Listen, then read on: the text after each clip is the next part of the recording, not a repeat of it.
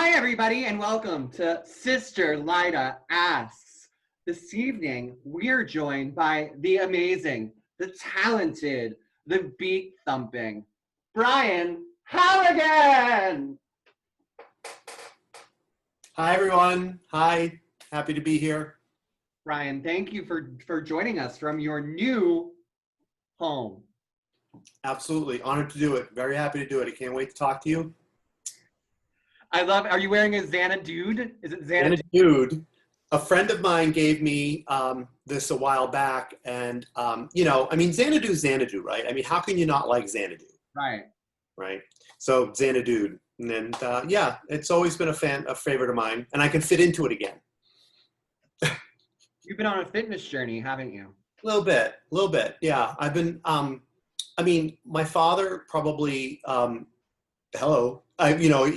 He was a fitness person most of his life, and I was sort of not like that, really. And then as I got older, I started to really get more interested in it, and I thought, okay, it can't be strictly about vanity, even though there's no way that's not part of it.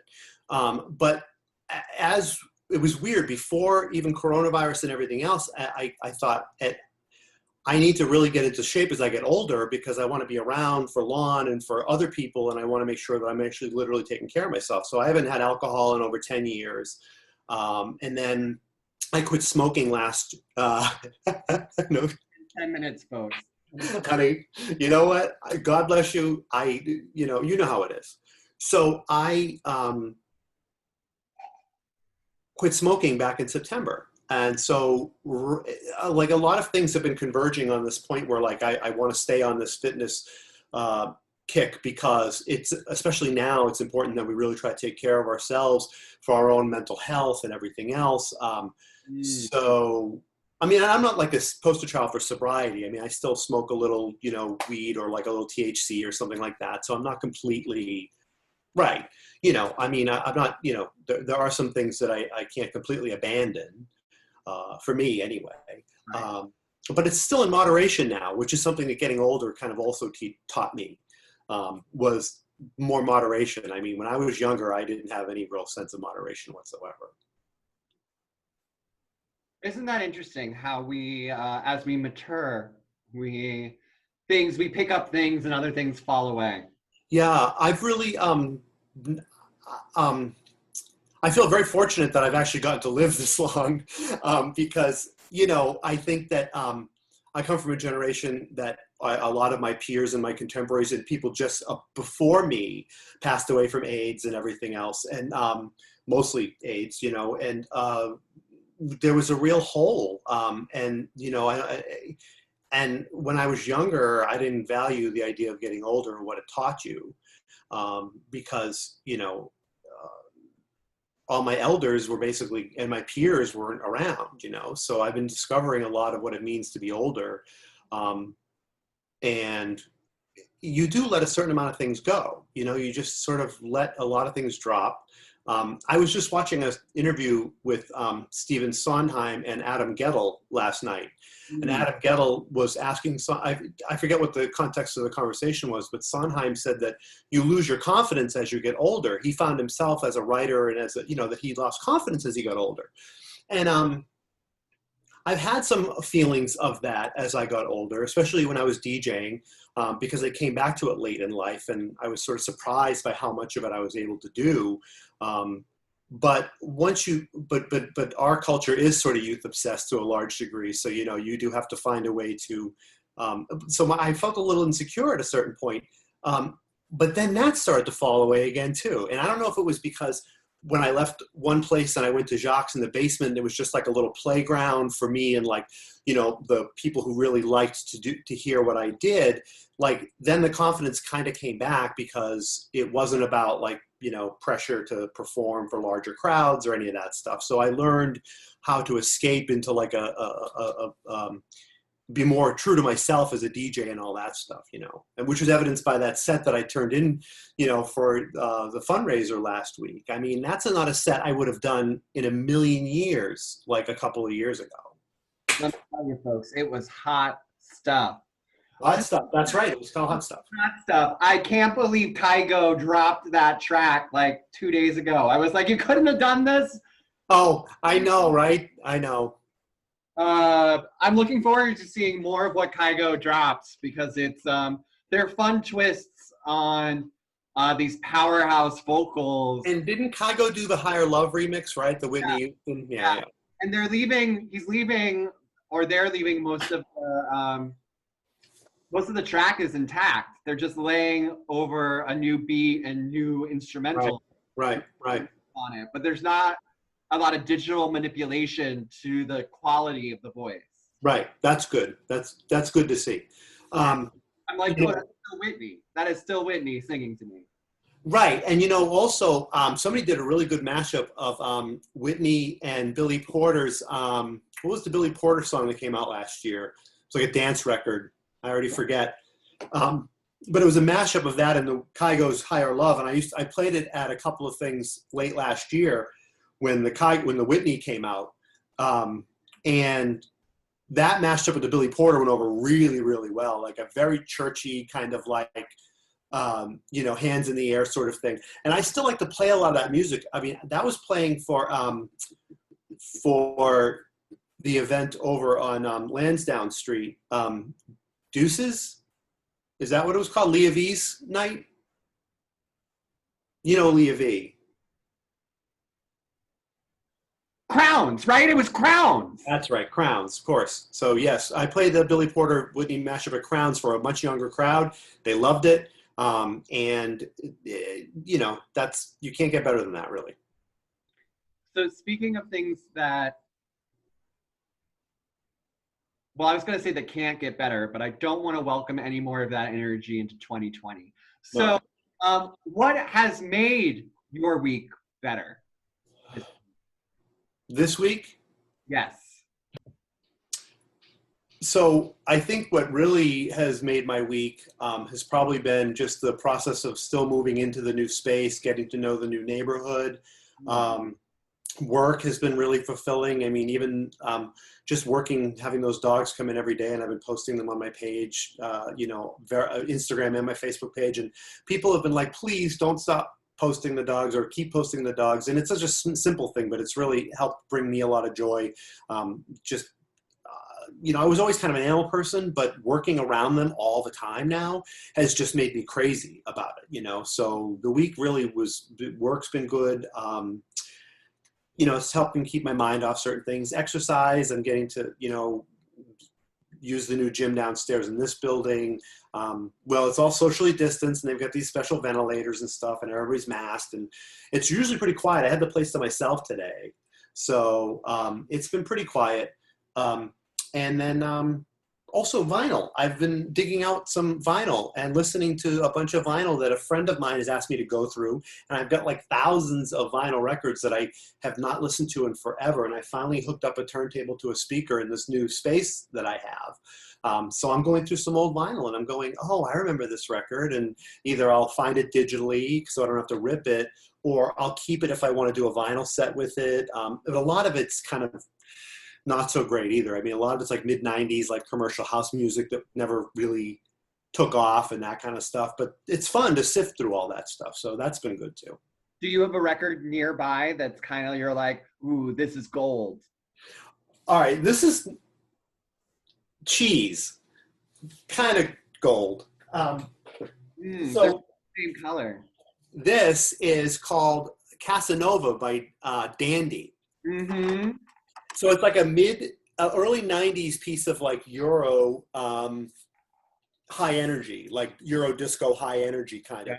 Yeah. And the guy is singing phonetically. So like his English is actually all just like phonetically sung. So it's kind of cute and kind of cheesy and kind of corny. And I used to hear this record when I first started going out in the early 90s. So the first clubs I worked at back then. And I hadn't thought about this record in 25, 30 years probably. And I put it on the turntable and I went, oh my God, this. So, this is what I'm finding is stuff like this that I hadn't thought of in a very long time. That's not that well known, but that had its brief moment in the sun.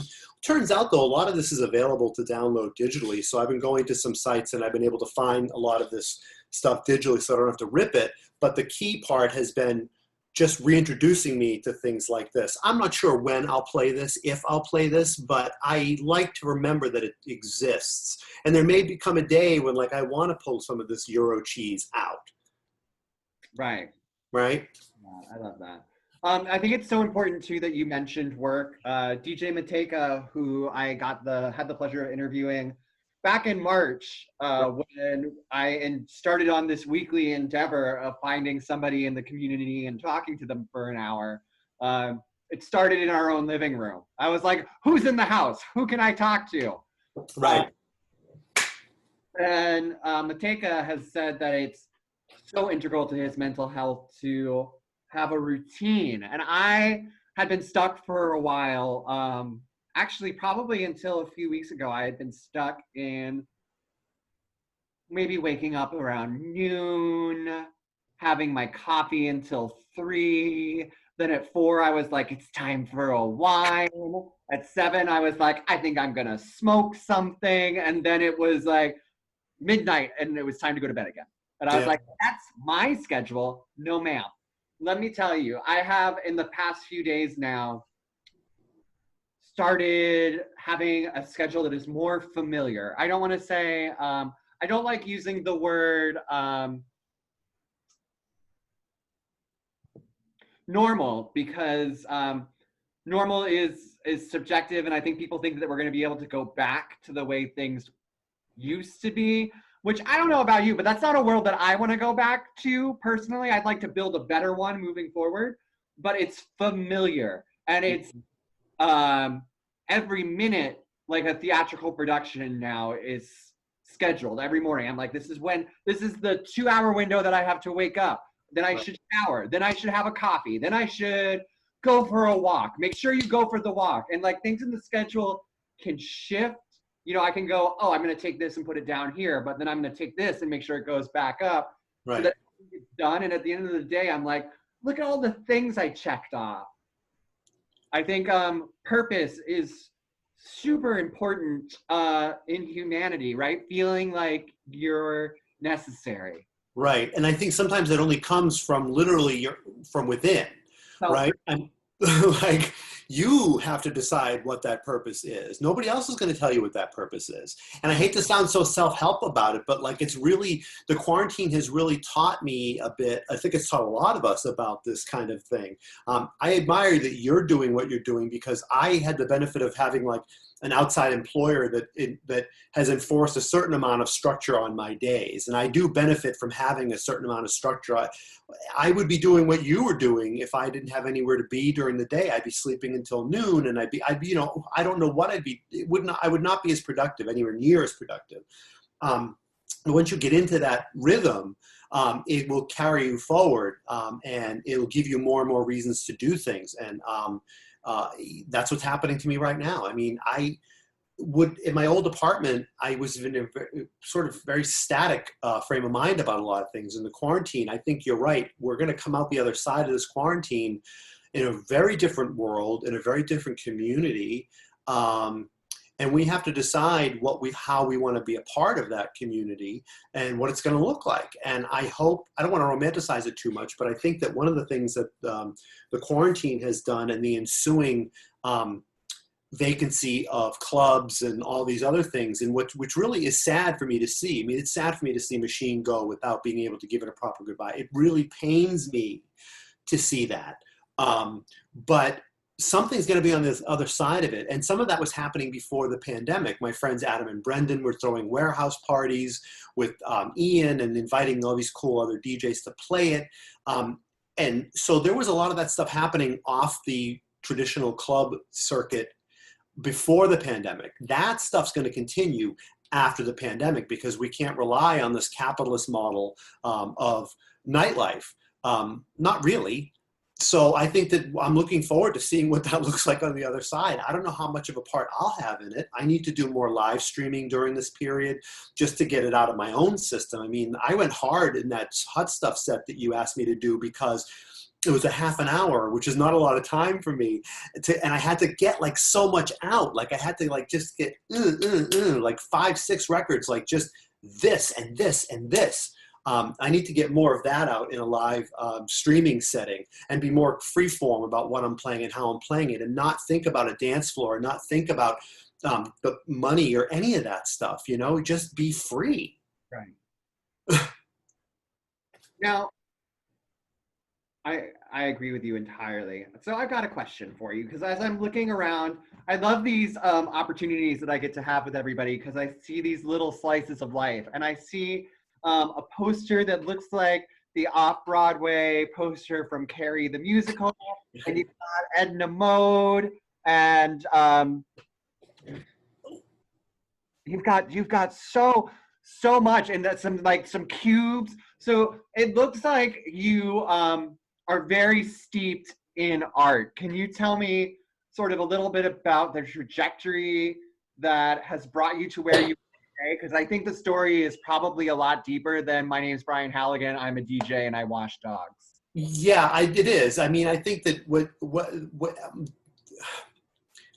I approach everything, it's weird. I think DJing is just an extension of like how I've approached a lot of other art disciplines, in the sense that it's always been like an amalgamation of influences, and it's always been like remixing, and it's always been like this cut and paste sort of approach to a lot of the things that I'm interested in. I'm interested in fine art. I'm interested in movies. I'm interested in music. I'm interested in pop culture and pop art.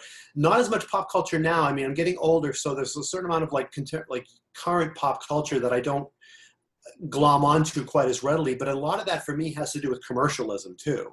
You know what I mean? So it's not necessarily about getting older. It's about not caring as much about commercial forms of music as much. Or that, you know, I have a theory about, so the art part of it, I was always a very artistically inclined child. Always, you know, I drew a lot when I was a child. I got away from it after high school. I decided to go to college for English, thinking I was going to be like an English major and do something more intellectual like that or something. But then eventually in my 30s, I went back to art school.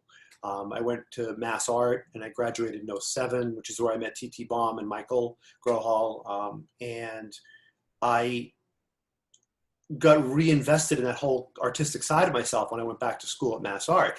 So, and also I had met Lon, my partner of 20 plus years now. I met him in '99, and he was always a huge theater fan, and I always liked theater, but I didn't get the opportunity to go as much when I was younger. I went memorably to certain things. I saw Richard Harris in the last tour he ever did of Camelot. But I was like in my teens, early teens, so like I barely remember it. I love that. I saw Sitamiri Ignatius Explains It All for You with Elizabeth Franz, the Christopher Durang play. I saw it in Boston, where Chaps ended up, where Vapor is, and where Icon is, right there next to the Charles Street Theater and all that stuff. Yeah. I saw, so when Lon and I got together, we really made a concerted effort to see a lot more theater together. He was always a huge musical theater fan, but also a fan of straight plays. So we saw tons of things, Edward Albee and like, you know, everything. I mean, so meeting him plus going back to school reinvigorated my interest in the arts, but I've always had it. Like, it's always been like a part of me, around me, everywhere. It's just that it really intensified when I went back to school. And I think going back to school when you're older is a very good idea for people if they're not sure, because you get much more out of it when you're older and you go back than when you go right out of like high school or something. I mean, a lot of people can do it and they're accomplished. But for me, it was going back later that taught me to appreciate what I was there for. And that made a huge difference for me, speaking of getting older again. And I mean, and how hard it actually is. And, you know, like school, I think once you have some life experience under your belt and you understand what renting an apartment is like or what balancing a checkbook is like, and then you have to look at, you can say, I think I'll go to this school instead of that school. And I think I want to take on this amount of debt or get this amount of scholarship. And I think, you know, thank you, Ivy League University, for accepting me, but I don't want to be $200,000 in the hole when I come out on the other side. Right. Right. Absolutely. So, you know, it's meant a lot. And I think that, you know, going back to school, I think people should do it anytime, just for like the experience of it, you know, just if they can, even if it's take a class or two. Honestly, I think I'm a firm believer in like furthering your education in any way possible, whether it's for a degree or whether it's just classes or what, honestly. So you all, I have to second this because it's never too late to learn a new skill, specifically when you're stuck at home in the dark, dark winter. I don't know who that character was, but like the work that Sister Lida has been doing for the past 6 months is actually a marketable skill. Not that Lida is marketing it, but Michael now is. I see a post from a drag queen out of town being like, I need to do a promotional video for my next show. And I'm like, how hard is it? Is it green screen work, or you just like want a sizzle reel that cuts into footage and then like a still prom? She's like, that one. I'm like, I know how to do that. Right. So being able to learn something, and then, you know, not every skill that you take on has to be marketable, but you've got a great opportunity right now. All of us do.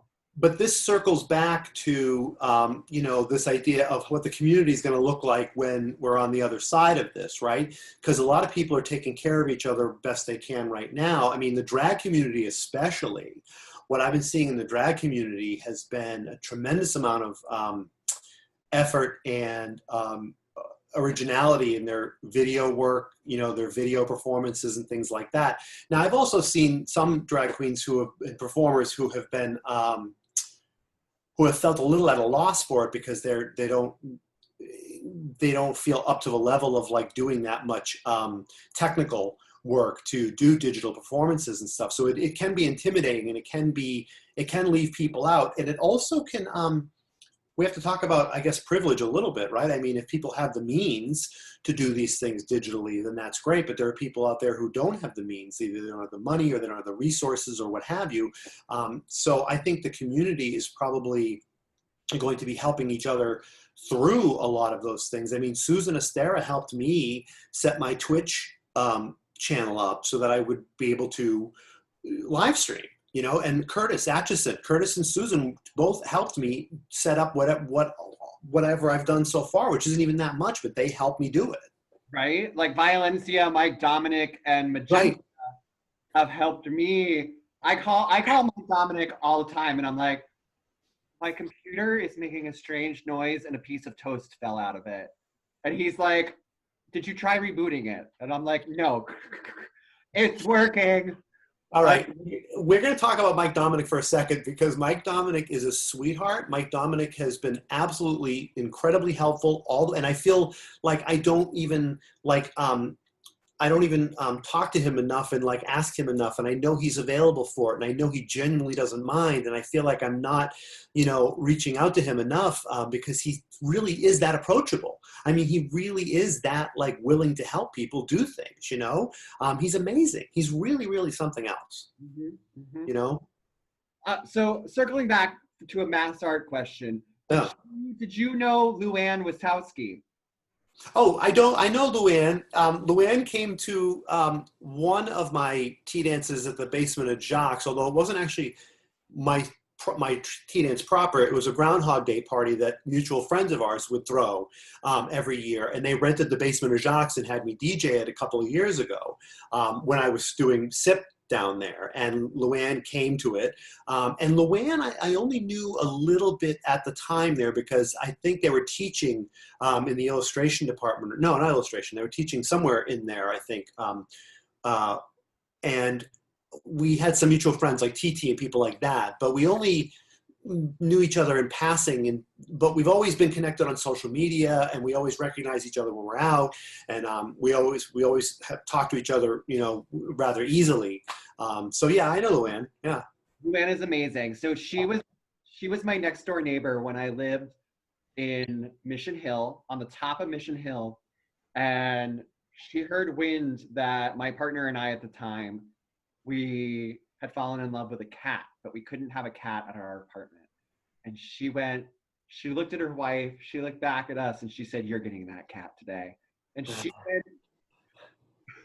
I'm not going to say where she went because I don't want to get anybody in trouble, but she went to a shelter, she adopted the cat, came home, handed us the cat, and then whenever the landlord came over, we were like, Luann, she's like, the back door's open. Get the cat in. Get it in. You know, there are certain humans that are amazing, and I generally, not everything falls on this judgment, but if they're kind to animals, they're generally a good person. And so Luann and her wife have an outdoor cat house that has a safe heating lamp in it, and then at the winter they flip it on, and they're like, this is just a warm place for feral cats to sleep. Oh, wow. Yeah. Yeah, no, she's pretty great. She really is. I mean, our mutual friends are wonderful people. You know, they're the people that throw the Groundhog Day party. You might know Peter and Tony. Tony Grima's on the board of the History Project. Yes. Yeah, so it's Tony and his husband Peter who throw the Groundhog Day party, and Luann and I have been to that every year for many years. Yeah, the History Project's another thing. I mean, I don't know if you want to talk about that, but I mean, the History Project is an amazing organization, you know, that we've spent time raising money for and that we've volunteered for, and that I'm going to continue to interview first generation DJs and current DJs and try to pick that whole interview series back up again too. So there's a lot of things that the community has left to do on the other side of this, honestly.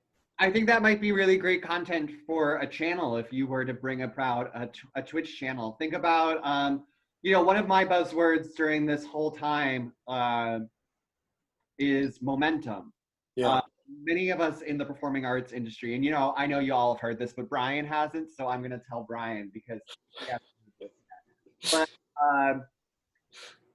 many of us did not get the ability to say how we went out.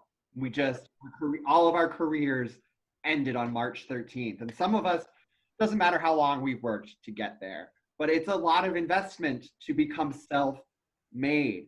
And so opportunities like this through the History Project or through your own interviewing with new DJs or new queer voices, and you know, why do I pull this? Why do I resonate with that? It creates bridges, but it also maintains momentum. Right. So I applaud that idea. I think it's amazing. Yeah. No, I mean, look, I think that one of my futures could lie in some kind of media. I mean, I don't know. Who knows? I mean, nobody has any, you know, I mean, I don't know what any of it, people have to make a living still, right? To some degree, right? So then how do they do that? You know? Do we? Well, kind of. I mean, until we get some kind of universal basic income or something like that, I mean, which I think actually, the pendulum could swing the other way rather drastically post-Trump. You know, it really could. I'm not 100% optimistic about that, but I'm just saying that history is not like a straight line. I mean, the arc of history, as Obama used to. Right. I'm sure that was a Martin Luther King quote or Malcolm X. Yeah. Right. The arc of justice is long, right? Yeah, sure. Yeah. But that also that, you know, that certain points in history rhyme with each other, but just because things happened in one era doesn't mean it's going to happen the exact same way in this era and all that other stuff. So I think that we're going to, we may have, we're definitely going to have some kind of post-capitalist system in place. I think that a lot of people, like I said, communities are going to have to start taking care of themselves. I think it's really unfortunate, but depending on how things turn out, we just literally are going to be on our own. We are going to be on our own, and that's the reality of it, is that we are going to have to form new societies of people to find ways to live that don't involve the help of the government, because and this is crazy to me, because I mean, I'm a big bleeding heart, you know, big government liberal who thinks that we should have all these social programs, and we're not going to have that for a while, from anything that I can tell. So this is what we're left with, is, you know, the collapse of so many industries, and we're going to have to replace it with something. We have to. Yes, we do. So I want to ask you a question about first experiences. Do you remember your first or worst mistake? on a My turn. first, my first what? Your first or worst mistake on a turntable. Oh, mistake on a turntable. Well, there's the classic mistakes on a turntable would be when I was playing on vinyl back in the early '90s. Classic mistakes would be to or just forget which record was playing and literally lift the needle off the record while it was booming out over the house. You would literally take the needle off the wrong record. But there are digital equivalents of that now. Sometimes even like, the Blessed Madonna is one of my favorite DJs, said, in one day in front of God and everybody else, you're going to hit that pause button on the wrong turntable and the music's just going to stop. I mean, it is sort of part of the live element, right? I mean, you work in the theater, so you know that like things happen when you're live, right? So it's been more technical things like that when you make that mistake. I mean, train wrecks are another thing. I mean, when you just don't know, when you're mixing certain records, technology helps you with it now, but back then you really had to know how to mix vinyl. And so if your mixes were train wrecks, it was just mortifying basically. Or if you cleared the dance floor, which happens, those are the kind of mistakes that you would make when you were learning to DJ. But what the thing is, I think that what concerns me the most about DJing as a skill now, as an art form now, is that not enough DJs are going to learn how to play for a room full of people. So you need that element if you want to really maintain that dance floor element. You need to be able to read a room.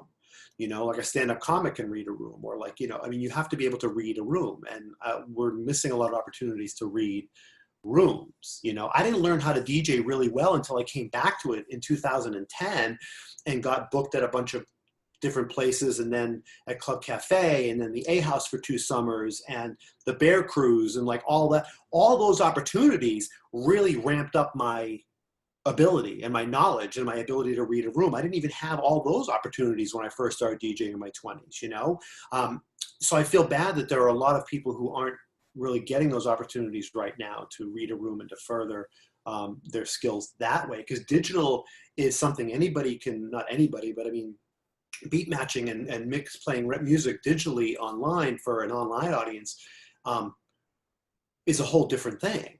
You're not, maybe they're dancing in their apartment, maybe they're not, I mean, there's no communal element to it that way. No in-person communal element to it that way. So it's changing the nature of DJing a lot right now too. Right. That's why I think of all of the experiences that are being offered to us right now, I think that's why I like the Zoom parties the best. And it's hard to tell what direction we're going to be heading in. I hear the buzzword that there's a lot of digital event fatigue, and that may be true. But my suspicions are that as the cold creeps back in and these beautiful outdoor restaurant seatings that we have get plucked away, folks are going to folks are going to remember that the internet is there. Yeah, right. And look, if I do a Twitch show, I've only done one sip proper since March, and with my friend Jimmy Dupree, and it was really well attended. Well, it was really fun. It was a really good event, and people wanted me to do another one, and I kind of want to do another one. But then when George Floyd was murdered, and then the whole summer erupted the way that it did, it didn't feel right to me to be out there. And this is no shade against anybody else who continued to play and perform, but I didn't feel like being out there doing that during that period. I felt like there were other voices that needed to be heard, and I didn't really feel like I needed to distract from it. And I still feel that way to a large degree. I haven't done much. I appreciate so much you asking me to do hot stuff, because, and I also did a fundraiser for La Boom as well, a month or two before that. La Boom! Yeah. I haven't heard that name in forever. I did it for Stella. Stella asked me to do one with Mateka, with Mateus and a few other people, like 2 months ago, and I did like a 45-minute set for that. But if I play music again, it could be like really late at night, and it might just me free-forming like the most random, like it's not going to be like club bangers, and it's not going to be like even a beat-matched like traditional T-dance set. I've done all that. I've done it a lot. Now I want to take the opportunity to just do what Francois K does, like on his own channel sometimes, which is just like, hey, I like this record and I like this record, and I'm just going to play them like one after the other. And hopefully the tone might match, the beats might match, but they may not. It may literally be just a free form kind of DJ set, because you don't have to worry about a dance floor. Right. That's kind of liberating at the same time. Oh, very much so. Very much so. I think that might also be a wonderful, as you'd mentioned earlier, segment for you to actualize and to do weekly or monthly, but where you spin an album and talk about it. Talk about why it's important to you, right. Or, have a guest on and talk about it together. It's important to the culture. Sure, yeah. Right? I mean, like Cerrone and their song Supernature. It's like 6 or 7 minutes of probably 3 or 4 disco pastiches, like very recognizable. I'm like, oh, this probably inspired that, and this was sampled later in history, and oh, now they're going here, all in the same song. It's kind of, for me, also like MacArthur Park. MacArthur Park is a like 7 to 12 minute long anthem to insanity. Mm-hmm. And also, it's a fun drag number. Listen, I used to play it at Club Cafe all the time, and people could not get enough of MacArthur Park. They couldn't get enough of it. They really couldn't.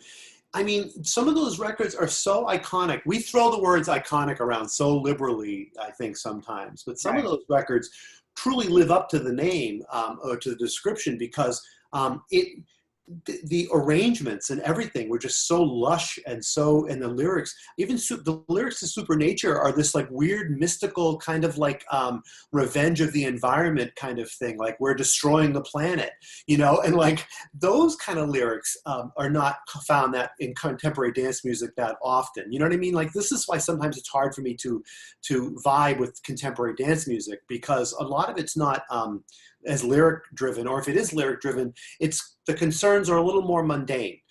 They're a little more like, me, or they're your standard romantic concern kind of things, right? Whereas a lot of dance music back then, like Teddy Pendergrass's "You Can't Hide From Yourself," the whole message of that song is you can't hide from yourself. No matter where you go, there you are. And it's a very profound record. Those were records that were all over dance floors all over the country back then. So I would be a good person to host a show like that. I do think so. So on the flip side of the question that led us down this magical road, do you remember your first success and what that felt like? Well, if we want to, I guess I would talk about maybe a couple of things. If we talk about DJ success, it would probably be 95 when I got a weekend gig on Fridays and Saturdays. I got to DJ at the club in Ogunquit. I had friends who I was working with in Boston in the early to mid 90s, and they needed somebody to do Fridays and Saturdays. And I was a young DJ starting out, and I was given the opportunity to do it. And it felt like success because it was at the club in Ogunquit, and every Friday and Saturday in the summertime, the place was pretty packed. But I was still green and too young in a lot of ways and not confident enough. So some of that backfired on me. And then the following summer, I was supposed to go back, but they wanted to bring somebody else in on the holiday weekends. And I was like sort of a upstarty kind of punk. And I was like, well, no, if I was good enough for you this past summer, then I want to do every weekend. And then I sort of talked myself out of the job. Right. So success for me then, I thought it was just like, oh yeah, I get to play a big room in front of all these people. That's success. Mm-hmm. That's not really success. Personal success. Yeah, it's a type of success. And so then I came to, I did very well in school when I went to Mass Art. I felt very successful in a lot of the stuff that I set out to do there. But then when I came back to DJing and I got the gig at Club Cafe at T-Dance, and I really helped grow that T-Dance on Sundays there. That felt very rewarding to me. And then I got to go to the A House, and that felt, I was playing for like more people than I ever thought I was ever going to ever play for, ever. And yet, even now, I don't know if I was in the moment enough during some of that, which sounds incredibly ungrateful to me, you know, and I tried to remember to be grateful when it was happening, but there are times when I think, were you really in the moment during all of this? Truly? Well, coulda, shoulda, woulda. But I know. There's always some of that. that's very good advice to sort of give out to anybody who might be listening. But you had mentioned how you talked yourself out of a gig. And I think that's so important, because now more than ever, our queer culture and culture in general is very quick to cut, very quick to cancel, and very quick to call out. And I think it's important, you know, receipts are important. And I'm not talking about any situation in particular, literally not. But what I think is tough is I see it time and time again where somebody makes an allegation and then you see both sides spin up their, like one person's spinning up their defense while the other one's spinning up the attack.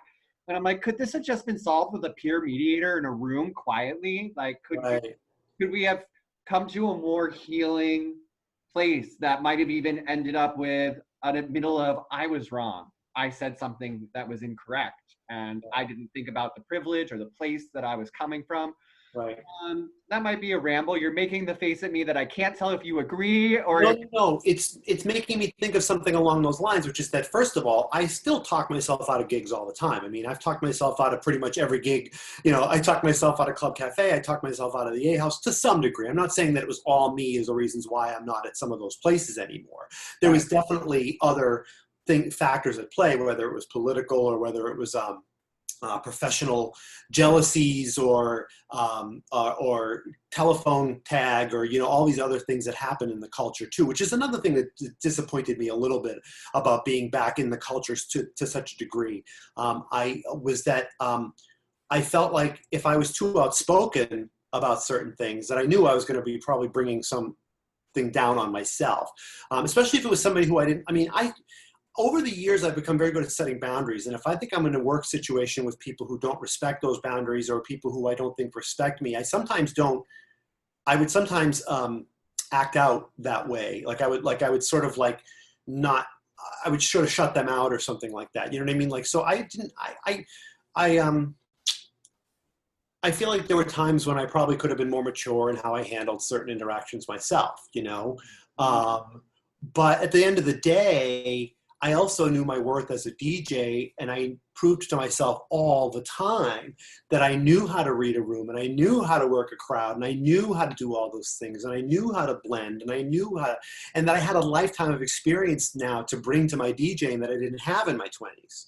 You know, I mean, that's the thing that made the most important impact to me about going back to it after taking over a decade away from DJing, was that when I came back to it, that I was playing music with a foundation of life experience that I didn't have. So it got very confining to be expected to play just like disco, and just like, you know, like it did become kind of confining to be expected to play certain things. So the commercial success side of it was kind of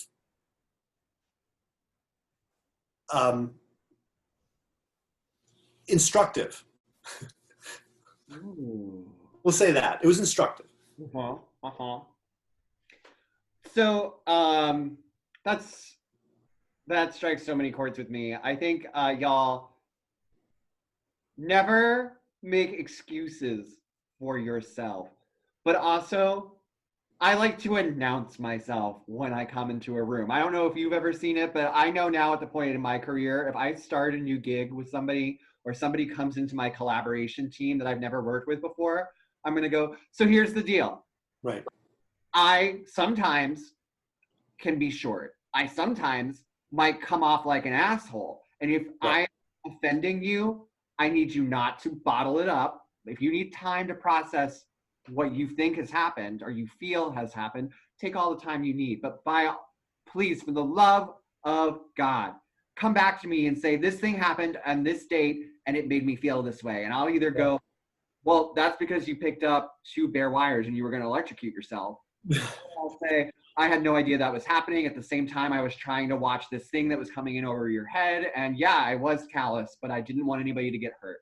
And it's all about, I think, announcing who you are while still trying to become the best version of yourself. 100%. 100%. Like saying the ground rules when somebody then encounters, they went, oh, they warned me about that swamp. Like, Right.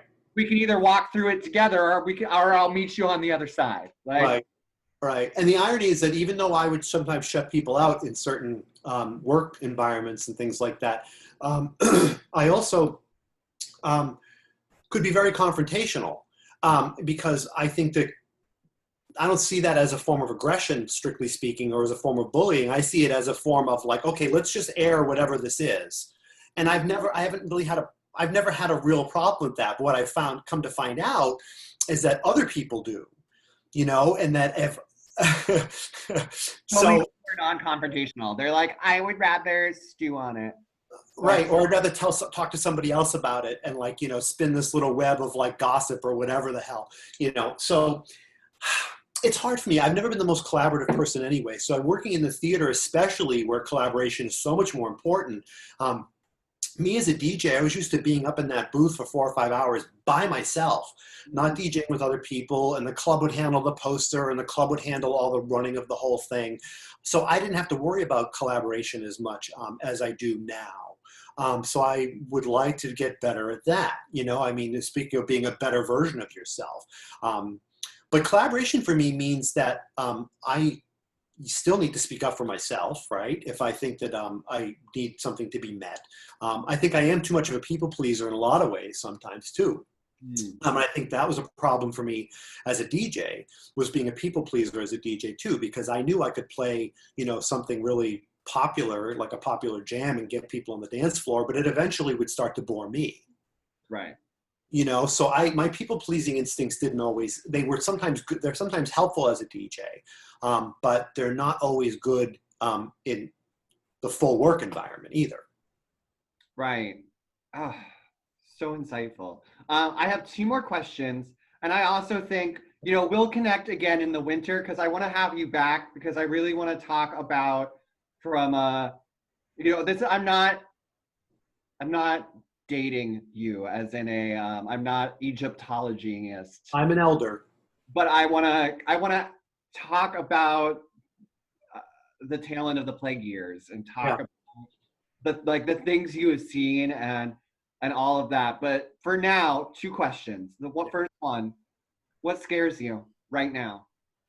What scares me right now? I think what scares me is what scares a lot of people. I think it's that, we are still really heading straight into a full-on sort of authoritarian / fascist / oligarchy / whatever you want to call it.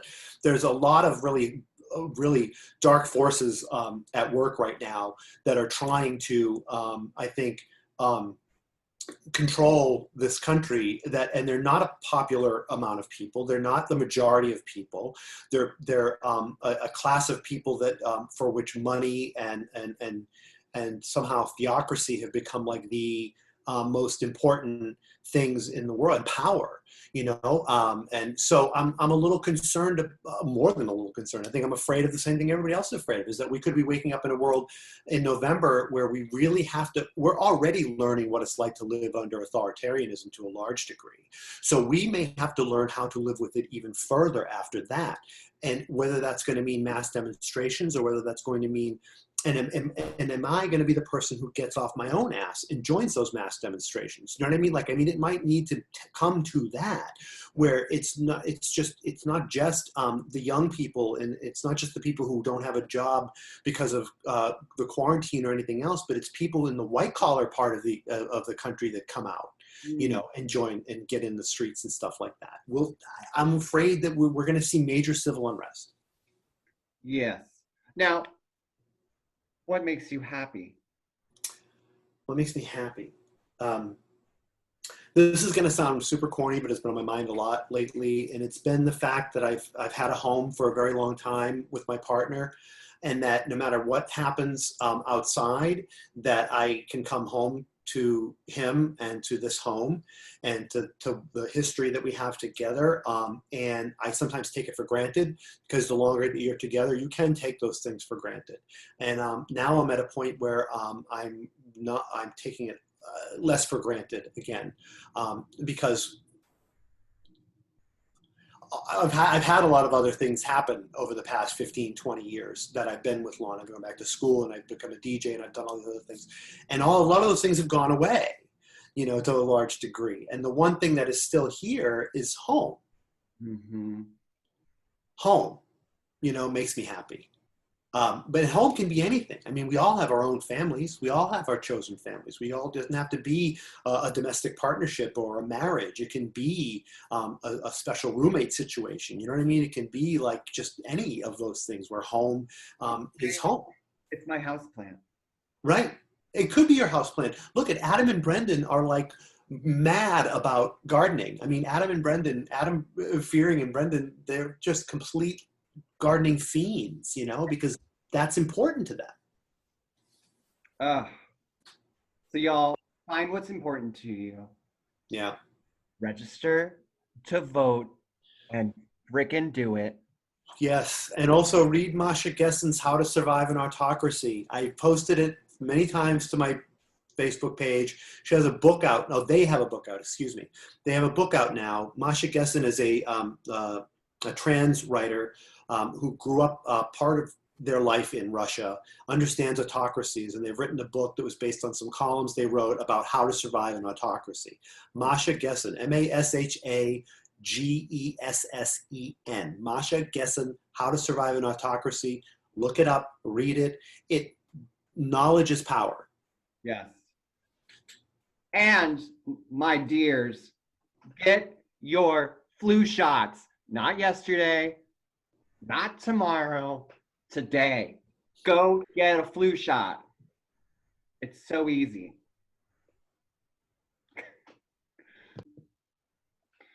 Brian, thank you so much for sharing really a lot. We crammed a lot into an hour, and there's so much more that every time I get to talk with you, I love it, because it's your brain works a lot like mine does, and it's sort of rabbit holes that all interconnect down there, and you never know where you're gonna pop back up. But it's always an adventure to Wonderland with you. Yeah, absolutely, absolutely.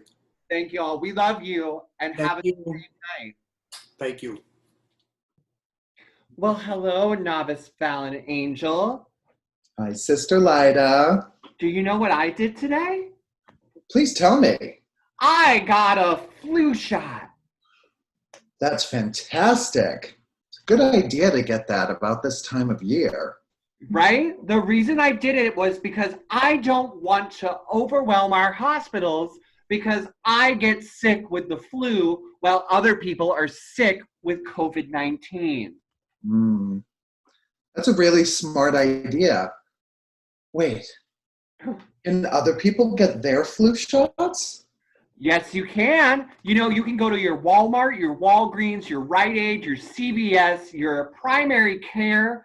You can go to a Target. You just call up, say, I need a flu shot, and you get that done. Remember, Novice Fallon, wear a mask and go ahead and sanitize those hands, 30 seconds or a pump of that alcohol. We'll see you soon. We love you. Get your flu shot. One little prick can save your life. Just one little prick. Just one. Bye, y'all. Bye.